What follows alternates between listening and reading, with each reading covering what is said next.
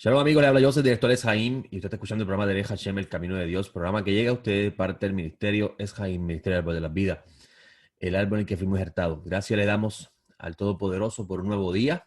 Buenos días a todos los que están en Puerto Rico escuchándonos a través de PAB 550 y los que luego nos van a estar escuchando a través de la grabación de este programa que se coloca en nuestra página web, en nuestro podcast de Eshaim. Hoy nos encontramos en el día 22 del mes de noviembre del año 2020. Significa que conforme al calendario que regula los quehaceres de la vida diaria, como digo yo en el Bet Midrash, el calendario que regula nuestro pago de impuestos y nuestras responsabilidades en el mundo que vivimos, estamos cerca de terminar un nuevo año y para las personas que viven en Occidente o creo en el mundo entero, el año 2020 ha sido un año bastante interesante. En el calendario de Gilel II, que es el calendario tradicional judío que se observa el día de hoy, nos encontramos en el día 6 del mes de Kislev, es el mes número 9, mes relacionado a los eventos que están narrados. Si usted alguna vez ha tenido una Biblia católica, usted va a encontrar esos libros allí. Si usted no tiene una Biblia protestante, no la va a encontrar, porque fueron quitados, se consideraron no inspirados mucho tiempo después. Cosa que el haberlos quitado se perdió dentro del mundo protestante un recurso valioso para conocer muchas de las cosas que sabían los discípulos del maestro y enseñaron basado en esas tradiciones que existieron, luego se compilaron en libros. Y entre ellos está los famosos libros, porque son 2 tomos que aparecen en la Biblia católica, conocido como los Macabeos, primera y segunda de Macabeos, donde allí se presentan 2 visiones, y obviamente si lee los 2 libros se va a dar cuenta que son 2 formas de presentar la misma historia. Una la presenta como un malvado que quiere oprimir al pueblo, otro lo presenta como el resultado del pueblo haberse desviado del camino de Dios. El Eterno envió ese malvado, así que tiene que tomar eso en cuenta cuando va a leer los 2 libros. Pero lo que queremos mencionar es que en este mes se conmemora esos eventos y los resultados que luego vinieron a consecuencia de esos eventos. Si usted quiere conocer cómo la Judea del segundo templo de la época de Jesús, cómo llegó a estar o cómo llegó a convertirse en lo que se convirtió en ese tiempo, donde hay escribas, fariseos, saduceos, celotes, diferentes sectas, porque el sacerdocio estaba corrupto. Si usted quiere conocer sobre eso, primero tiene que leer la historia de los macabeos, porque allí se va a hablar de los eventos que dieron inicio a todo lo que luego va a traer como consecuencia ese mundo en el cual Jesús de Nazaret caminó. Y este mes, en el mes de Kislev, el día 25 del mes de Kislev, que este año cae en diciembre, a principios de diciembre, las primeras semanas de diciembre, en ocasiones cae a mediados de diciembre, a ocasiones a finales de noviembre, dependiendo del calendario. Recordamos esos eventos dentro del mundo judío presente. Se celebra una fiesta que llaman Hanukkah, que el nombre tiene origen en los eventos bíblicos, o los eventos históricos, porque Hanukkah significa dedicación, eh, y esta fiesta tiene su origen en estos tiempos pasados, donde el retoño malvado, como dice el libro de Macabeo, Antíoco, conocido como Epifanés, porque él mismo se autoproclamaba Dios encarnado, comenzó a prohibir el judaísmo. Y cuando decimos el judaísmo es la práctica cultural judía. Pero no solamente la práctica cultural judía, es decir, la identidad judía, sino que comenzó a obligar o decretó que se prohibiera el estudio de la Torá y la observancia de los mandamientos que estaban en la Biblia. Se intentó prohibir la observancia del Shabbat, la circuncisión, el judío dejara de comer los alimentos kosher que comía, todas esas cosas que Dios ordenó en la Biblia, como está en el libro en el Pentateuco, que el pueblo tenía que observar como señal de una identidad que el Eterno estaba creando en ellos cuando los adoptó como su pueblo. Y esto trajo consigo la eventual helenización de la Judea del Segundo Templo, que luego usted va a leer en la historia de Pablo, en la historia narrada según Flavio Josefo, cómo entonces nacen a consecuencia de estas luchas por la posición sacerdotal. Luego de estos eventos nacen las diferentes sectas que usted conoce luego en las escrituras conocidas como el Nuevo Testamento, que son los escritos nazarenos. Así que nos quedan varios domingos para llegar al comienzo de esa semana. Sí que esté pendiente de nuestro programa, porque vamos a estar hablando un poco cada vez que tengamos nuestra participación aquí a las 7:30 de la mañana todos los domingos en PAB. Y así usted va a poder escuchar un poco de esa historia y va a entender muchas de las cosas que están escritas en lo que usted conoce como el Nuevo Testamento. El día de ayer, como ustedes saben, nosotros todas las semanas estudiamos la sección de la Torá que nos corresponde estudiar. Y la semana pasada tuve la oportunidad de decirle a ustedes cuál es la lectura que nos correspondía esta semana, para que si usted deseaba estudiar con nosotros o leer, y luego cuando viniese la intervención de nosotros en el programa, usted pudiese saber de qué estábamos hablando o tener más o menos una idea de lo que Joseph va a estar comentando en PAB, en el Camino de Dios. Pues le dimos a conocer la lectura que corresponde, y vamos a partir de ese punto de vista, o mejor dicho, de ese momento, desde la semana pasada, mencionándole la lectura para que usted pueda tomar nota y pueda participar con nosotros. La sección que se estudia esta semana, que concluye el 28 de noviembre, se conoce como Vayetse. Vayetse significa y él salió. Y comienza en el capítulo 28 de Génesis, versículo 10 al 32:2, algunas versiones al 32:3. Y la lectura de los profetas, que está relacionado a la narración que aparece en Génesis 28, 10, 32, 2, es la sección del profeta Hosea o Oseas, en hebreo era Hosea, capítulo 12, versículo 13 al 14, 9. La sección que estudiamos ayer se titula Toldot, se llama Generaciones o Descendencia, Génesis 25, 19 al 28, 9, y nos habla del nacimiento de los gemelos conocidos como Esaú y Jacob, donde la madre, Rebeca, había recibido proféticamente comunicación divina, porque ella estaba preocupada, porque desde el vientre había un conflicto entre ambos.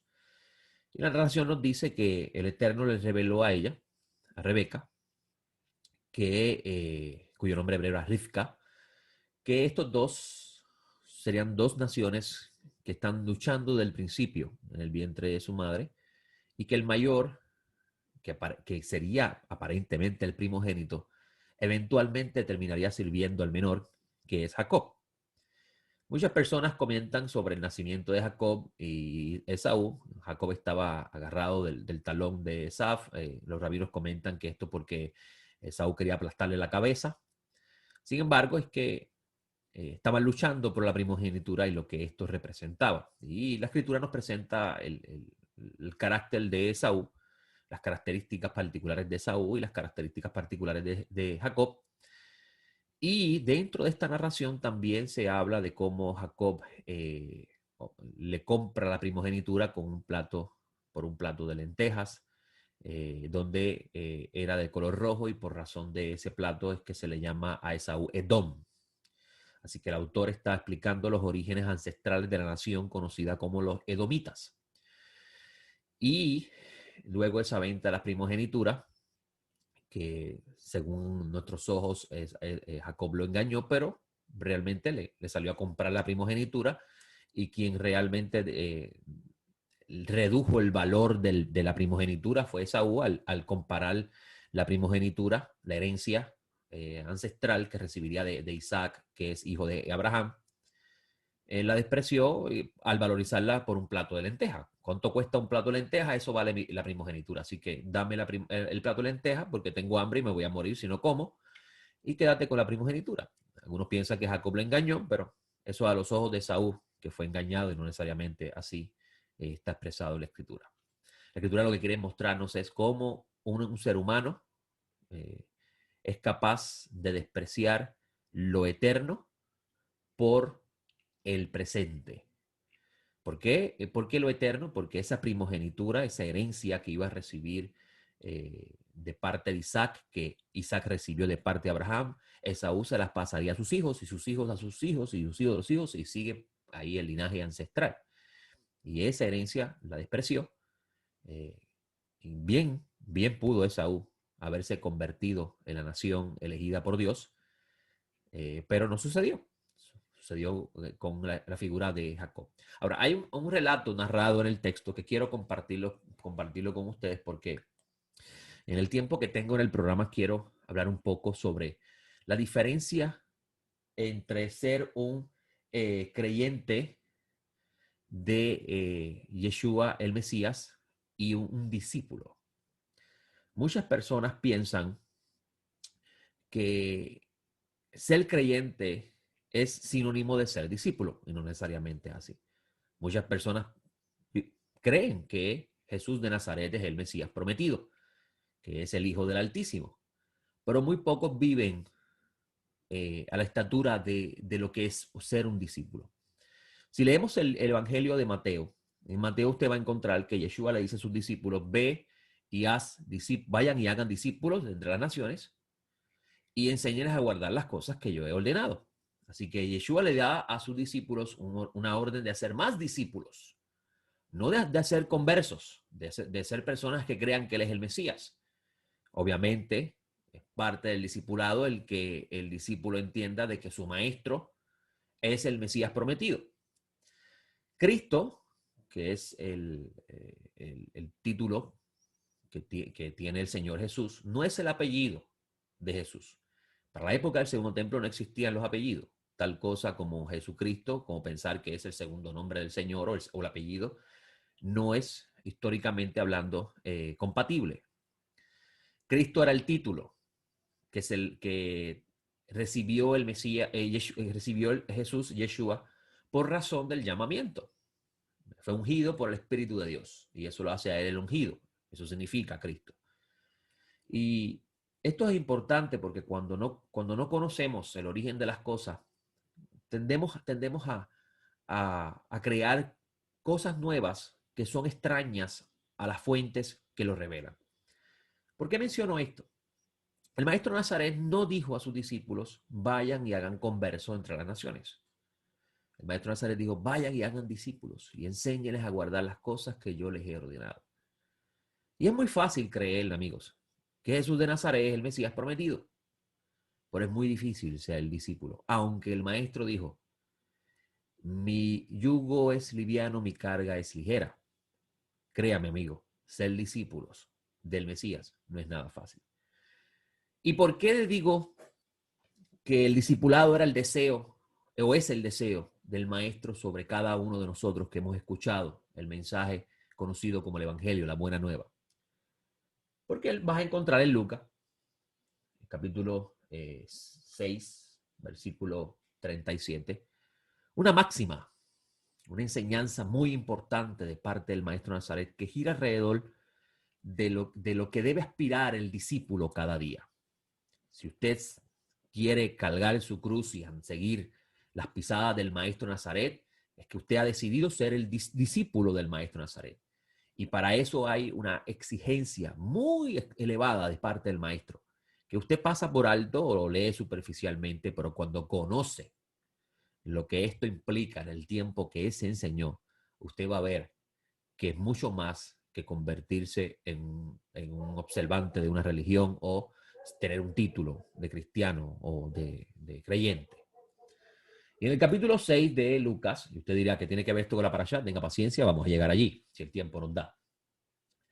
Versículo 37, el maestro dice, no juzguéis y no seréis juzgados. No condenéis y no seréis condenados. Perdonad y seréis perdonados. Aquí el maestro está enseñando un principio que vas a encontrar dentro de todo el judaísmo, que se llama midá kene midá, medida por medida. donde se enseña que como tú obres hacia tu prójimo, así el cielo te tratará a ti. Es decir, que si tú juzgas a tu prójimo, el cielo hará que otro te juzgue a ti. Si tú perdonas a tu prójimo, el cielo hará que otro te perdone a ti. Es el principio medida por medida. El maestro dice, dad y se os dará. Medida buena, apretada, remecida, rebosante os darán en vuestros regazos. Porque con la medida que midas serás medido. Así que ya vemos claramente el principio de midá que ne midá. Ahora dice el texto, también dijo otra parábola.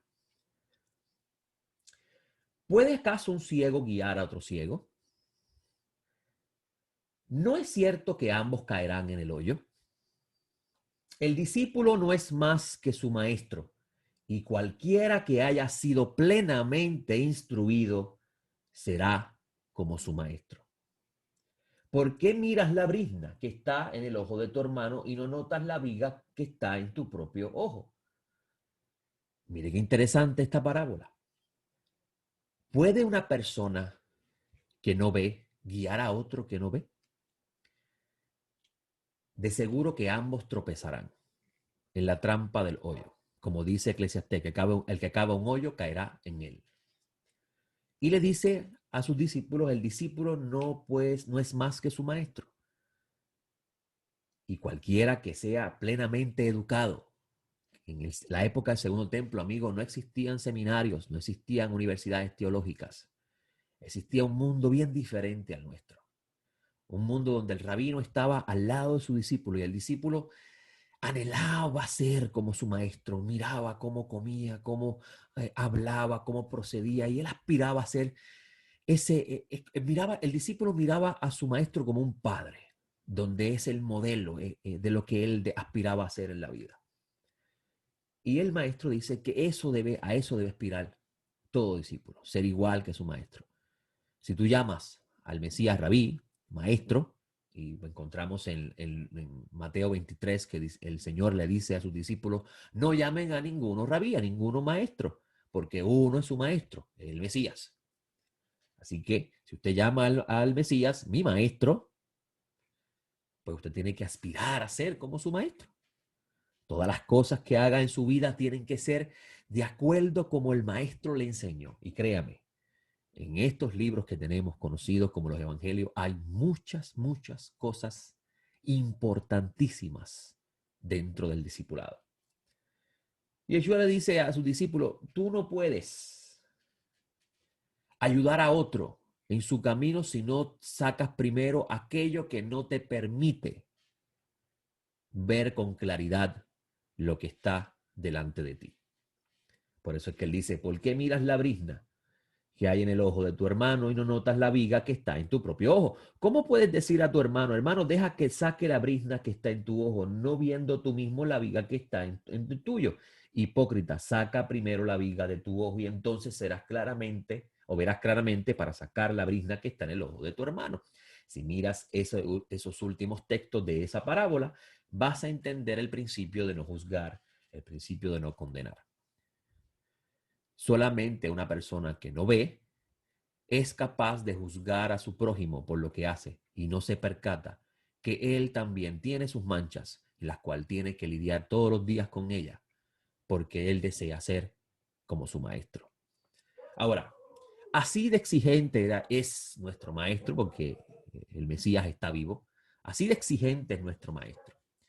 Y esto es sumamente importante conocerlo porque en la sección de la Torá de esta semana se narra un evento muy interesante que discutí ayer en la sección de la mañana de nuestro estudio, que cuando lo analizas analiza las enseñanzas del maestro, vas a entender de dónde el Mesías toma sus ideas. Porque si usted piensa que el Mesías no estudió la Torá, usted no conoce la historia del pueblo judío. Recuerde que el maestro Nazaret nació del linaje de David y era conocido en Israel como rabino. Vea el Evangelio de Juan, que va a encontrar que le dicen rabí, que significa mi maestro.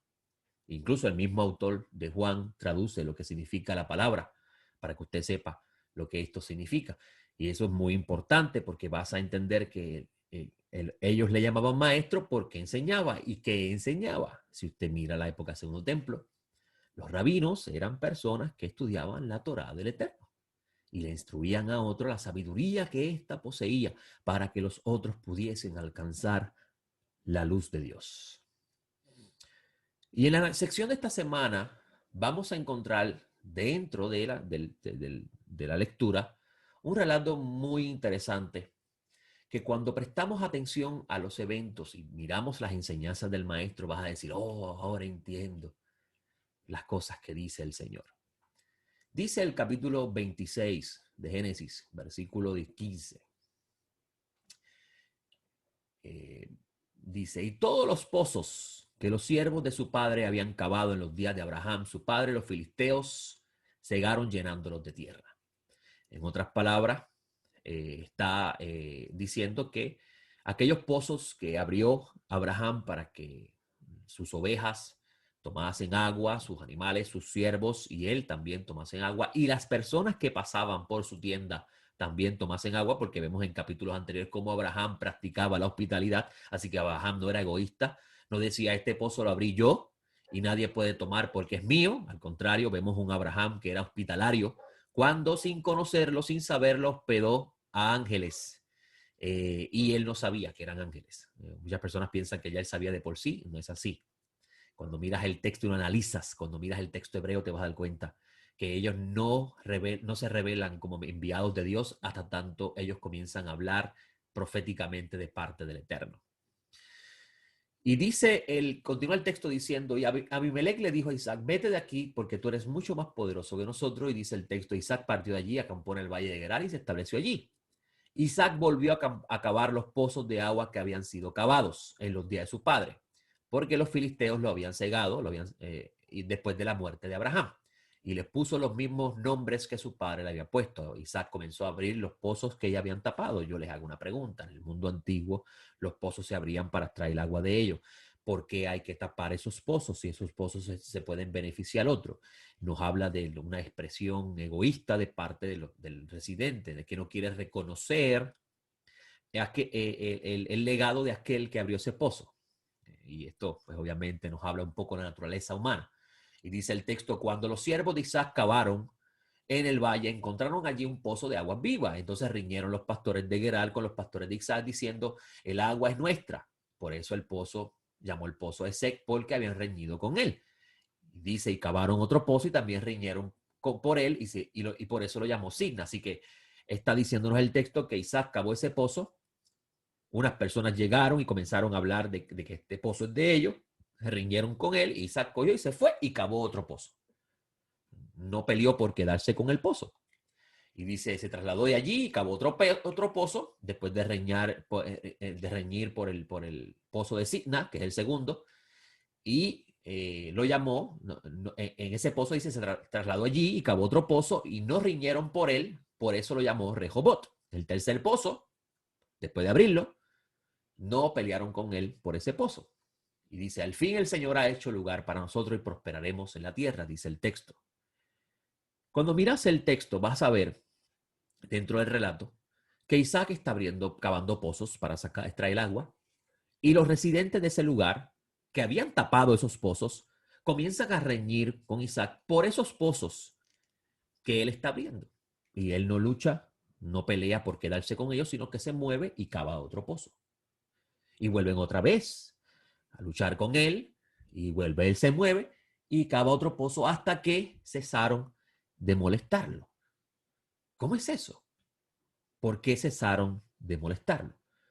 Dice el texto que Isaac reconoce que el Eterno intervino en el asunto y le dio un lugar a ellos.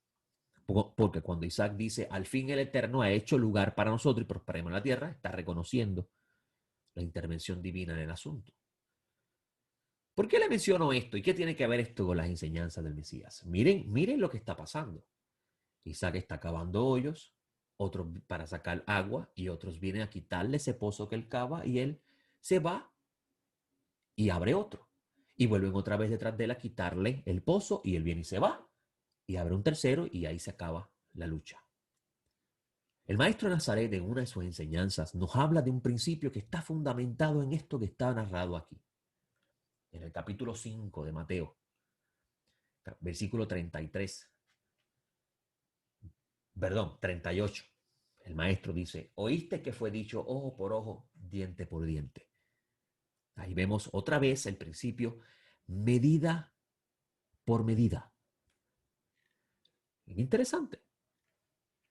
Pero yo les digo, no resistáis al malvado. ¿Sí? Vemos acá, al principio vimos en la exigencia del discipulado del maestro que él dice, no juzgues para que nadie te juzgue, no condenes para que no seas condenado. Vemos el principio medida por medida. Y aquí vemos otra vez el principio medida por medida. No resistáis al malvado. Al que te golpea en la mejilla derecha, vuélvele la otra. No luches con él. ¿De dónde habrá sacado esas ideas el maestro, no? Al que te quiere poner en pleito y quitarte la túnica, quitarte lo que posee, dale también la capa. Y cualquiera que te obligue a andar una milla, ve con él dos. Al que te pida, dale. Y al que quiera tomar de ti prestado, no le vuelvas la espalda. Cuando usted mira este texto, usted diría, pues esto es una enseñanza al maestro que debemos todo poner por obra. Ahora, transpórtese a lo que está sucediendo aquí. ¿Cómo usted reaccionaría si usted se faja, como decimos en Puerto Rico, por cavar unos pozos para extraer el agua, para darle de tomar a usted, su familia, los que sirven en su casa, porque Isaac era un hombre que tenía bienes, a los animales que posee, y después de un largo tiempo de cavar un pozo, porque créeme que eso no es ir a la orilla del río a tomar agua, vienen otros a quitarte el duro trabajo con el cual tú te esforzaste. Y tú te vas y vuelves y intentas abrir otro. ¿Qué te está diciendo la escritura aquí de cómo debe comportarse el ser humano ante los conflictos de la vida? La naturaleza de nosotros, que es lo que la escritura trata de transmitirnos con respecto a lo que sucede con el veneno de la serpiente que se le impregna al humano por haber desobedecido a la voz del Eterno, como narra en Génesis 3, perdón. Nos llevaría a decir, esto es mío, yo me fajé con él y a mí nadie me lo quita y voy a luchar por él hasta mi muerte.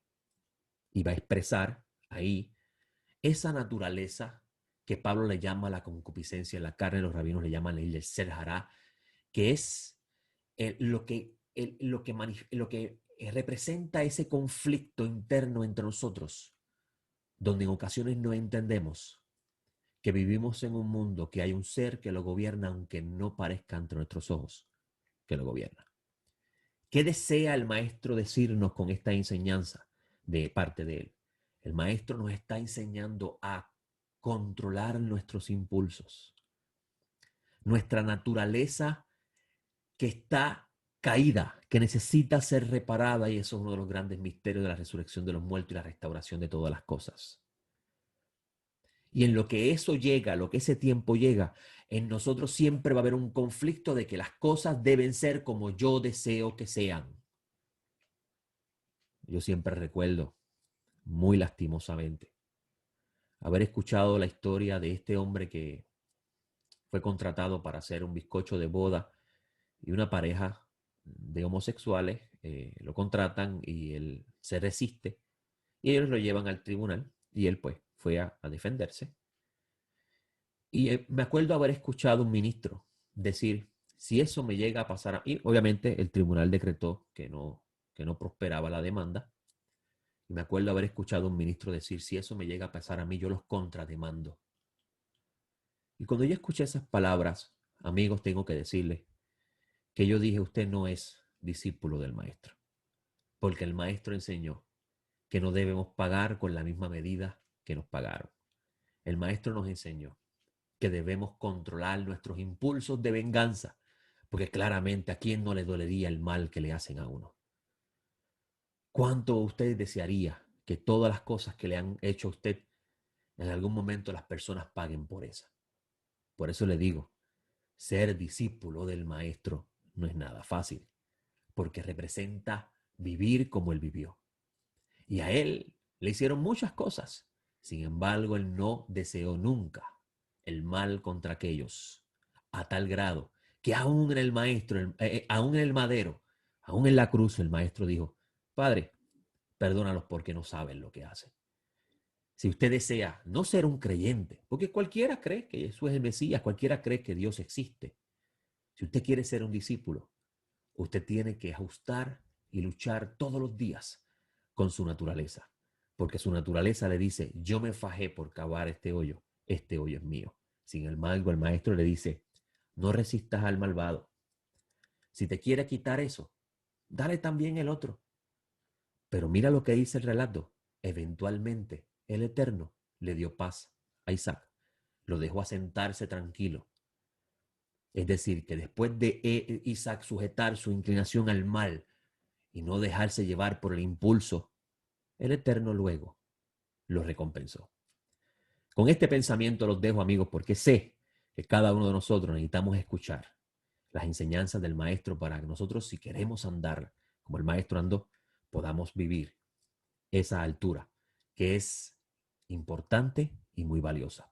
Les hablo yo, soy el director Les Jaim, y nos vemos la semana próxima con el favor del cielo en otro programa más de Hashem, el camino de Dios.